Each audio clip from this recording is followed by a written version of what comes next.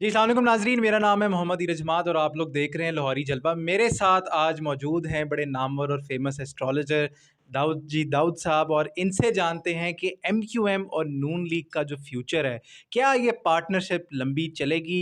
इनका मुस्तकबिल पंजाब में क्या है और अब क्या होने वाला है? सियासत में किस तरह की हलचल होने वाली है? तो आइए इनसे जानते हैं। अस्सलाम वालेकुम सर। वालेकुम अस्सलाम। सर, मुझे बताइएगा कि नून लीग और एमक्यूएम क्या देखते हैं आप?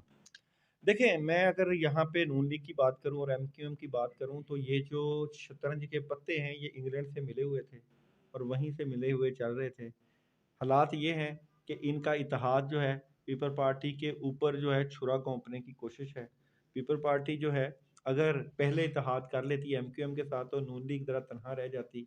तो मैं समझता हूँ कि नून लीग ने एक बड़ी अच्छी चाल चली है और एक पत्ता खेला है पीपल पार्टी को काबू करने का। तो इसका मतलब है आप समझते हैं कि नवाज शरीफ ने जितना टाइम लंदन में गुजारा है, तो अंडरग्राउंड कोई डील हुई है अल्ताफ हुसैन साहब के साथ? बंदर बांट है जी, बंदर बांट है, सियासी बंदर बांट है। जो सियासी जमातें ज़्यादा वोट हासिल करेंगी, वो वज़ारत उज़्मा की तरफ जाएँगी और जो कम हासिल करेंगी, जिस तरह कोई सिंध कार्ड का इस्तेमाल करेगा, कोई कराची का इस्तेमाल करेगा।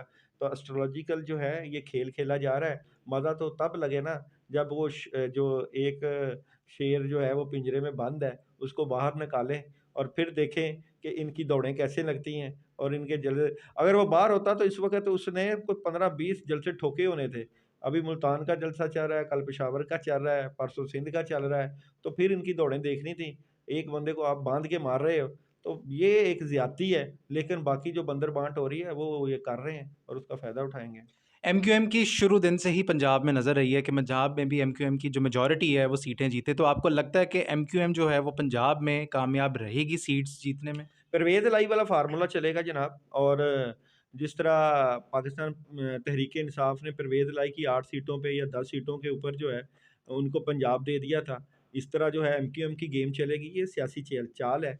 एमक्यूएम जो भी 8-10 सीटें हासिल करेगी, तो शायद यहाँ पे अब मुकाबला जो है पाकिस्तान पीपल पार्टी और एमक्यूएम का करवा दिया नून लीग ने, गेम खेली है और पीपल पार्टी जहाँ ज़्यादा सीटें लेगी, वहाँ एमक्यूएम का बंदा खड़ा करके उसको सपोर्ट करके, तो सियासी चाल तो बड़ी चली है नून लीग वालों ने।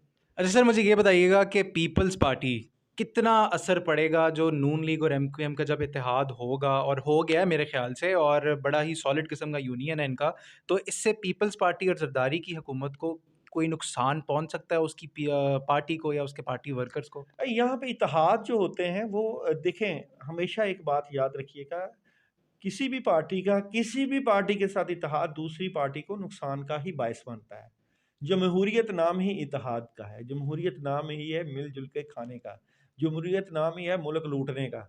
हमारे यहाँ पे पाकिस्तान में, तो मुल्क लूटने के लिए ये जो है मिल बाँट के उसी तरह पुराने चेहरे, नए चेहरे आगे-पीछे होके मुल्क को लूटने की कोशिश कर रहे हैं। तो अपने बंदे रखेंगे, अपने बंदे खाने की कोशिश करेंगे, तो ये तो हमारे अजीबो-गरीब हालात बने हुए हैं। हमारे मुल्क का अलमिया है, इलेक्शन होते हैं शफ़ाफ़ियत के, ल यहाँ पे इलेक्शन जो है वो सिलेक्टेड होते हैं, इलेक्टेड नहीं होते। आप इलेक्शन नहीं करा रहे, आप सिलेक्शन करवा रहे हैं। तो सिलेक्शन के लिए तो फिर पाकिस्तानी कौम को कुर्बानी का बकरा बनना पड़ेगा। तो हम तैयार हैं जी बकरा बनने के लिए।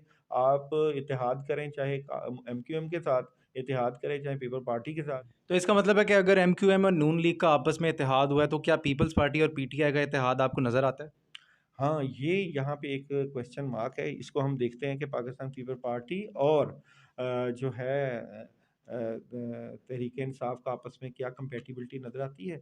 पाकिस्तान पीपल पार्टी और तहरीक-ए-इंसाफ की मौजूदा एनर्जी और कंपैटिबिलिटी क्या नज़र आती है? आपके सवाल की दाद है वैसे और यहाँ पे मैं समझता हूँ कि जो दिल टूटे हुए थे एक-दूसरे से मुतल्लिका वो 3-4 डीलिंग हो चुकी थी पाकिस्तान पीपल पार्टी और तहरीक-ए-इंसाफ की मगर बातचीत नहीं चली थी लेकिन खुफिया डीलिंग होगी और आपस में ये पार्टियाँ तीसरी पार्टी और साथ मिल सकती है। मिल के जो है ये आपस में इत्तेहाद करेंगी और पाकिस्तान पीपल पार्टी की एनर्जी और तहरीक-ए-इंसाफ की एनर्जी एक पेज पे नज़र आती है। आखिरी सवाल, इमरान खान साहब कब आ रहे हैं जेल से बाहर, और इलेक्शंस के करीब कोई बड़ी खबर आ सकती है कि खान साहब जो हैं वो दोबारा वापस आएँ और पीटीआई को आगे लीड करके लेके चलें? ये खान साहब एक धमाका है, एटमी धमाका है। अगर खान साहब आ गए तो सियासत का रुख बदल जाएगा। तो ये नहीं चाहते कि धमाका लगे अभी।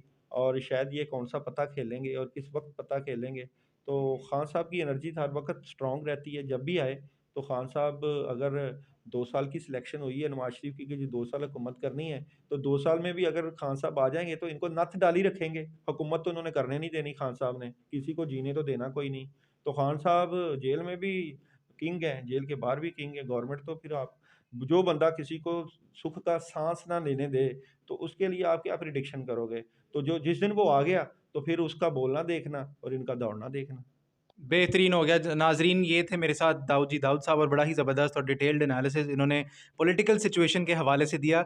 इसी के साथ मुझे इरज हमाद को दें इजाज़त। देखते रहिएगा लाहौरी जलवा।